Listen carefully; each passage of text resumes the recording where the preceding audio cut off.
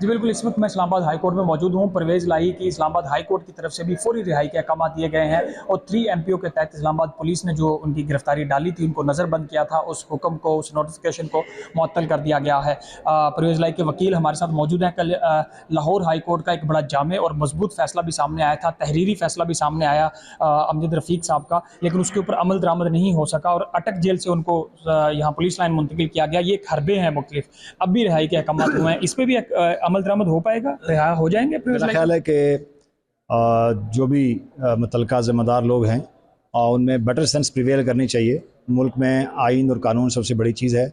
अदालतों के जो अहकामात हैं वो सबसे ज़्यादा काबिल तकरीम होते हैं।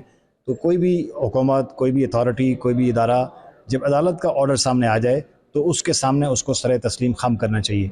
ये जो एफ़र्ट्स हैं और ये जो कोशिशें हैं कि अदालतों के ऑर्डर्स को फ्रस्ट्रेट किया जाए, ये किसी लिहाज से भी किसी सिविलाइज्ड मुल्क और सिविलाइज्ड सोसाइटी के शान निशान नहीं है। पाकिस्तान एक आइन के तहत चल रहा है। पाकिस्तान में एक आइन मौजूद है, जमहूरियत मौजूद है, लोड़ी लंगड़ी सही।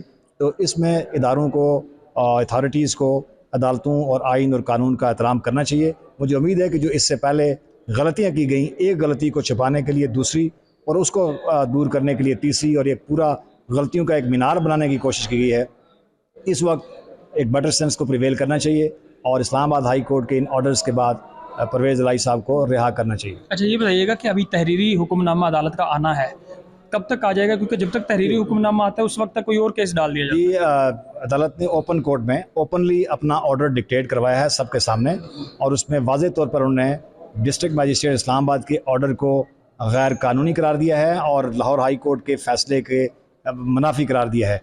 तो उसके बाद उन्होंने डायरेक्ट किया है बड़ा स्पेसिफिकली इन कैटेगरिकल टर्म्स के परवेज़ इलाही साहब को फौरी तौर पर रिहा कर दिया जाए। अब आप सब जेल जाएंगे उनकी ये अहकामात लेकर अदालत के? जी इंशाअल्लाह अज़ीज़। अच्छा, एक और बता दें आखिरी कि ये जो इस वक्त सब कुछ हो रहा है परवेज़ इलाही के साहब के साथ, कल उनको पिम्स अस्पताल लाया गया कि उनके दिल की तकलीफ थी, उसके बाद अटक जेल उनको नहीं ले जाया गया, उसके बाद वो जहाँ जहाँ थे कहा गया कहीं और भी गए हैं, कहीं मुलाकातें भी हुई हैं, कोई ऐसा है आपके नॉलेज में? नहीं, ऐसा कोई हमारे पास इन्फॉर्मेशन नहीं है। मैं ये सिर्फ ये इतला है कि उनको वहाँ से चेकअप के बहाने पिम्स शिफ्ट किया गया और पिम्स से वापसी पे फिर उनको अटक जेल नहीं ले जाया गया, उनको कहीं और रखा गया, और वो पुलिस लाइंस के बारे में इतला आ रही है कि पुलिस लाइंस में रखा गया। परवेज़ इलाही के वकील सरदार अब्दुल राज़िक हमारे साथ मौजूद थे। इन्होंने बताया कि परवेज़ इलाही की यहाँ से जो रिहाई हुई है, अब चूँकि लाहौर हाई कोर्ट पहले अहकाम दे चुकी है और इस्लामाबाद हाई कोर्ट ने भी अहकाम दे दिए हैं, और अब ऐसा नज़र नहीं आता कि अब मज़ीद परवेज़ इलाही को किसी और केस में गिरफ्तार करके इस तरह अदालतों का मजाक उड़ाया जाए।